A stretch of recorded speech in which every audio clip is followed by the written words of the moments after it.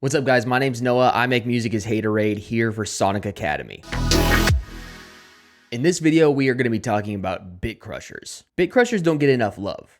Unless you're making lo-fi or 8-bit music, it's really not on top of most people's arsenal. But I'm going to show you a couple of cool ways that you could use it regardless of what genre you make. But first, let's talk about what a bitcrusher is. A bitcrusher is essentially just a distortion unit. It reduces the quality of the sound. Let me show you what I mean. Here we have a straight up sine wave. Here's what it sounds like. Really clean sound, but when we add a bitcrusher to it by reducing the quality of the sample, you can see what happens to the waveform here. And what's happening there is called quantization. You can see it's sort of flattening out. Instead of it slowly moving up and down, it's going in steps. And that turns the sound from this to this. Sort of gives it a ringing, sort of bell-like tone. So how could we use this in our own productions? Well, we could first use it on hi-hats. You could do it in two different ways too. Let's say I want to make this hi-hat loop a little bit more beefy. I want to give it a little bit of dirt, a little bit of nastiness. I'll use a Redux, and this is Ableton's bitcrusher.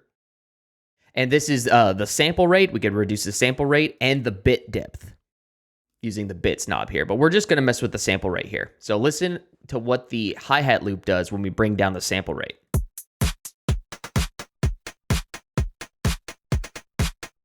Sort of makes them feel a lot more gritty, a lot beefier. And when we bring down the bits and maybe bring up the jitter, this just adds a little bit of noise to it. You can hear it really starts to sound like a Game Boy almost, or Super Nintendo. But that's one way to use it. Another way is sort of going the opposite direction. This hi-hat loop has almost too much beefiness for me. Maybe I want it to have a little bit more crispness on the top. Well, let's turn on Redux and bring down the sample rate, and you can hear it comes out a little bit sharper. There's a little bit more bite to it.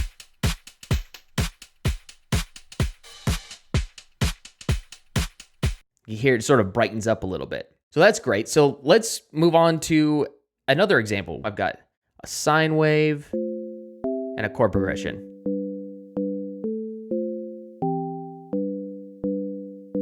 Let's turn on Redux and reduce the sample rate here.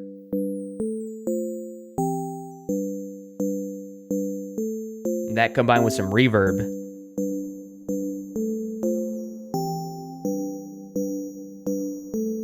gives it a little bit of texture, and it just adds a little bit of brightness to it and adds a little character too. So I hope you guys enjoyed that video on bitcrushers. We have over 1,300 hours of courses, tons of great material from a plethora of great instructors.